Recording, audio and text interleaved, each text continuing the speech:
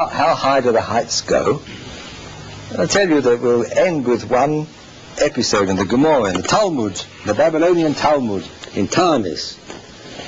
Something which you've never heard before. It's about a doctor called Abba. Abba Umna, Abba the doctor, who lived in Babylonia in the 3rd century, 3rd to 4th century, the time of the great sages of the Talmud, Aryeh and Rav. And the Gemara here, the Talmud here, discusses the relationship of these three people to God. So, these two great people, Rav and Aryeh. Rav, once a year, he had a kind of communication or message from the Almighty which indicated that God was pleased with him. Kind of pat on the back from God. Doesn't explain, the God doesn't explain how he received the message, whether it was a dream or some event or some happening, but he saw that God was pleased with him and encouraged him to go on the same way. When did it occur? Every Day of Atonement. The hour when the Day of Atonement went out, the evening, the end of the fast, he used to get this message from the Almighty. That was Rav. A wonderful achievement if God himself comes and pats you on the back. Aryeh, the colleague and opponent of Rav, a friendly opponent, used to receive this message every Sabbath night. Let's say Shabbat. When Shabbos went out, he got this pat on the back from Hashem, from God himself. But the doctor, Abba, got it every day. So Aryeh was a bit disturbed. They said, why should this doctor, who's not a Talmud Chacham, not a great rabbi, and he gets more encouragement from Hashem than I do? There's something, I must investigate this. So he investigates. What exactly does this Abba, this Dr. Abba, do? He's a very religious gentleman. For example, he runs his surgery in a very orthodox way. For example, he has one waiting room for men and one waiting room for ladies. So, very nice. And besides that, when he examines a woman, he takes special precautions. He covers every part of the woman's body except that few inches that he needs to examine. So it's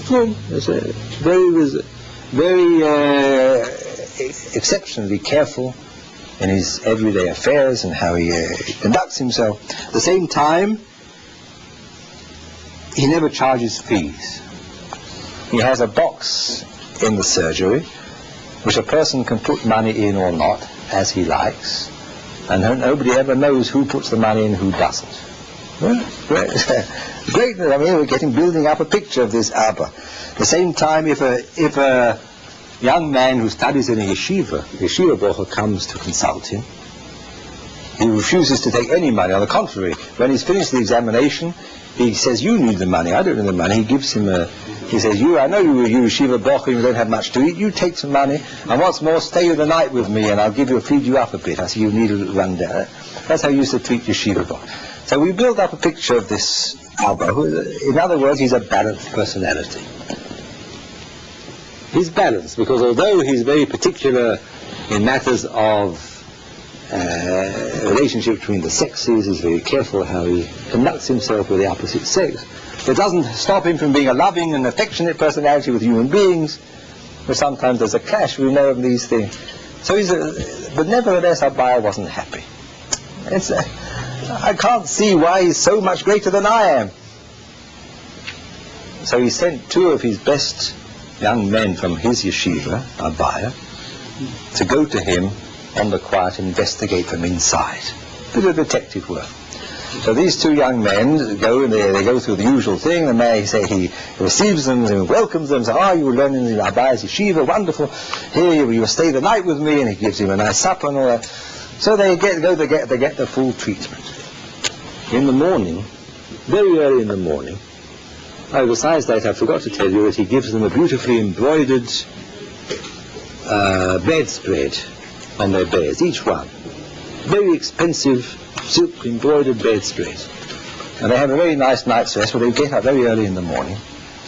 And they roll up those beautiful embroidered bedspreads, tie them up with string, And they go out into the marketplace and offer them for sale. Very early market. They offer them for sale in the marketplace. So who should come along, who's up earliest here? Abba, the doctor, the owner of the house, comes along and sees them selling his bedspreads. So they say to him, no, how much you give for these? How much are you going to give for it? So he said, well, I'll give you $50. So they said, is that all? So he said, well, that's what I paid for. You would have $50. So anyway, they say, come back home. They take out, they wrap up the things again, take them home. Says, Dr. Abba, tell us, what did you think when you saw selling your bedspreads in the marketplace? Tell us what you thought. So I said, well, tell you frankly, what I thought was that you must have come here for a very great mitzvah. You're collecting for a very important cause. Probably somebody needs to be redeemed from pirates or something, a very exceptional, important case. And you were a bit shy to speak to me about it, so you thought you'd get the money like that. So they said they put the bedspread. So they saw that this Abba Umna, this Dr. Abba, was a very great character. And they said, we're going to report back to our master. They explained that it was a trick in order to find out something on the inside. They said, now, can we put the bedspreads back now? I said, what, the bedspreads back? Certainly not. I gave them to tzedakah, didn't I? When I thought that you were selling them for the purposes of a great mitzvah, I'd already put them out of my mind. So now you must have them. And give the proceeds to whatever cause you like. So when Abaye heard this, he said, oh, now I understand. That he's worthy of God giving him a pat on the back every single day. Well, what was so exceptional about this? It shows you a person who is a complete giver, who is not bound to his possessions, but by a thought, because he thought for one moment that possession was going to be given to a good cause, a mitzvah cause, he already divested himself. Well, I don't need it. It's better it should be for a mitzvah. That shows that his personality was pervaded through and through with giving, with chesed, loving kindness.